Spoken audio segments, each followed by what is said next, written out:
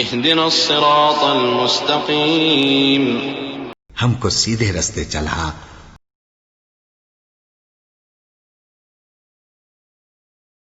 بسم الله الرحمن الرحيم الحاقة ما الحاقة وما أدراك ما الحاقة كذبت ثمود وعاد بالقارعة فأما ثمود فأهلكوا بالطاغية وأما عاد فأهلكوا بريح صرصر عاتية سخرها عليهم 7 ليال و8 أيام حسوما فترى القوم فيها صرعى كأنهم أعجاز نخل خاوية فهل ترى لهم من باقية وجاء فرعون ومن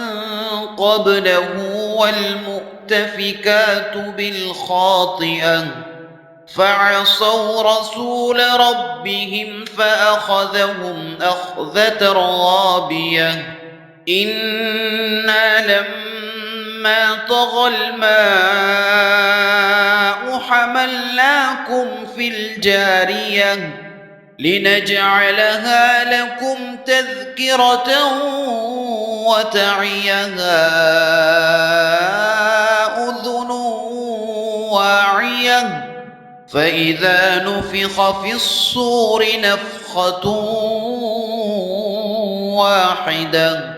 وحملت الأرض والجبال فدكتا دكة واحدة فيومئذ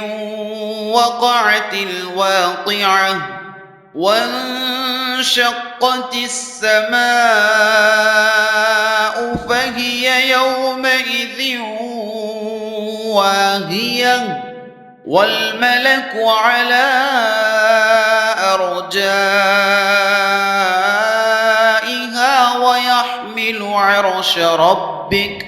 ويحمل عرش ربك فوقهم يومئذ 8 يومئذ تعرضون لا تخفى منكم خافية فأما من أوتي كتابه بيمينه فيقول هاؤم اقرءوا كتابيه إني ظننت أني ملاق حسابيه فهو في عيشة راضية في جنة عالية قطوفها دانية كلوا واشربوا هنيئا بما أسلفتم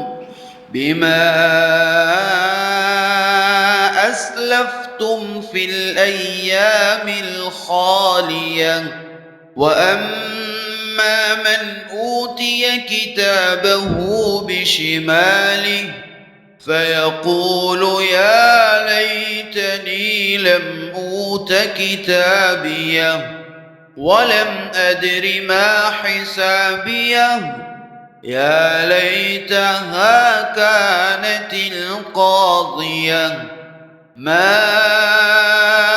أغنى عني ماليه هلك عني سلطانيه خذوه فغلوه ثم الجحيم صلوه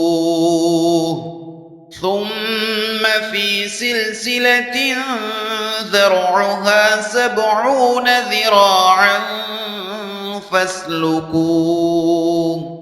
إنه كان لا يؤمن بالله العظيم ولا يحض على طعام المسكين فليس له اليوم هاهنا حميم ولا طعام إلا من غسلين لا يأكله إلا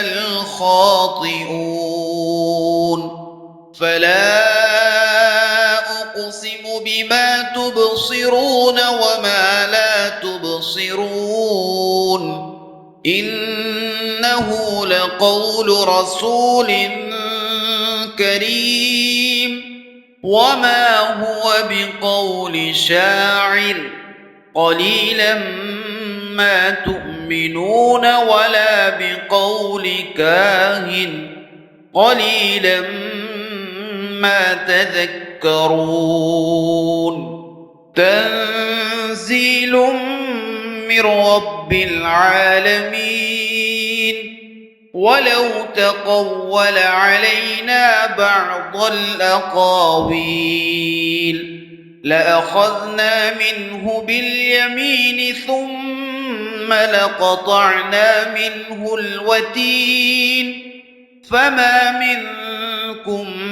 من أحد عنه حاجزين وإنه لتذكرة للمتقين وإنا لنعلم أن منكم مكذبين وإنه لحسرة على الكافرين وإنه لحق اليقين فسبح باسم ربك العظيم.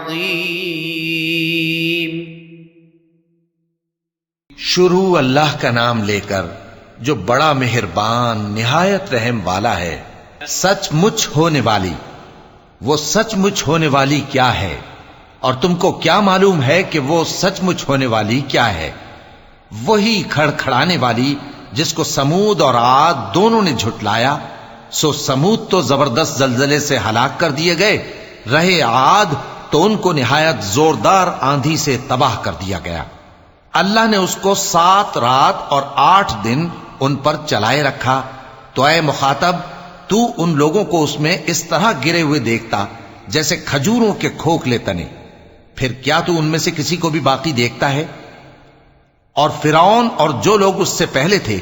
اور وہ جو الٹی ہوئی بستیوں والے تھے سب گناہ کے کام کرتے تھے. سو انہوں نے اپنے پروردگار کے پیغمبر کی نافرمانی کی تو اللہ نے بھی ان کو بڑا سخت پکڑا. جب پانی طغیانی پر آیا تو ہم نے تم لوگوں کو کشتی میں سوار کر لیا تاکہ اس کو تمہارے لیے یادگار بنائیں اور یاد رکھنے والے کان اسے یاد رکھیں. پھر جب سور میں ایک بار پھونک مار دی جائے گی اور زمین اور پہاڑ دونوں اٹھا لیے جائیں گے، پھر ایک بار ہی توڑ پھوڑ کر برابر کر دیے جائیں گے. تو اس روز ہو پڑنے والی یعنی قیامت ہو پڑے گی اور آسمان پھٹ جائے گا تو وہ اس دن کمزور ہوگا اور فرشتے اس کے کناروں پر ہوں گے. اور تمہارے پروردگار کے عرش کو اس روز 8 فرشتے اپنے اوپر اٹھائے ہوں گے. اس روز تم لوگ سب پیش کیے جاؤ گے اس طرح کہ تمہاری کوئی پوشیدہ بات چھپی نہ رہے گی. جس کا اعمال نامہ اس کے داہنے ہاتھ میں دیا جائے گا وہ دوسروں سے کہے گا کہ لیجئے میرا نامہ اعمال پڑھیے، مجھے یقین تھا کہ مجھ کو میرا حساب کتاب ضرور ملے گا.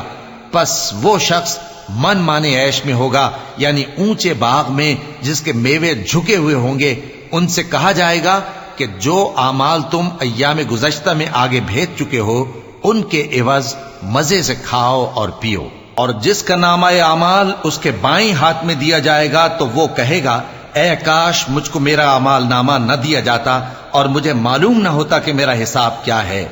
اے کاش موت میرا کام تمام کر چکی ہوتی، آج میرا مال میرے کچھ بھی کام نہ آیا، مجھ سے میرا اقتدار جاتا رہا. حکم ہوگا کہ اسے پکڑ لو، اب اسے طوق پہنا دو، پھر دوزخ کی آگ میں اسے جھونک دو،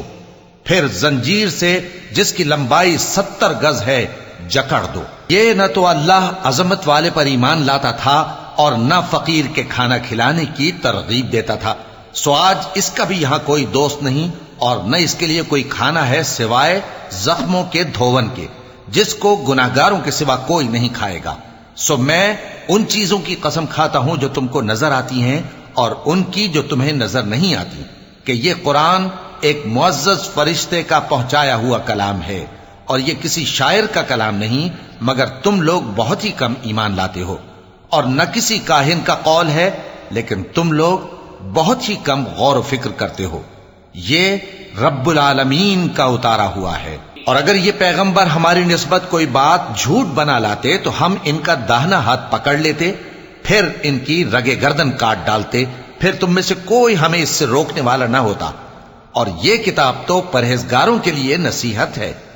اور ہم جانتے ہیں کہ تم میں سے بعض اس کو جھٹلانے والے ہیں، نیز یہ کافروں کے لیے موجب حسرت ہے، اور کچھ شک نہیں کہ یہ یقین کرنے کے لائق ہے۔ سو تم اپنے پروردگار عظیم کے نام کی تسبیح کرتے رہو۔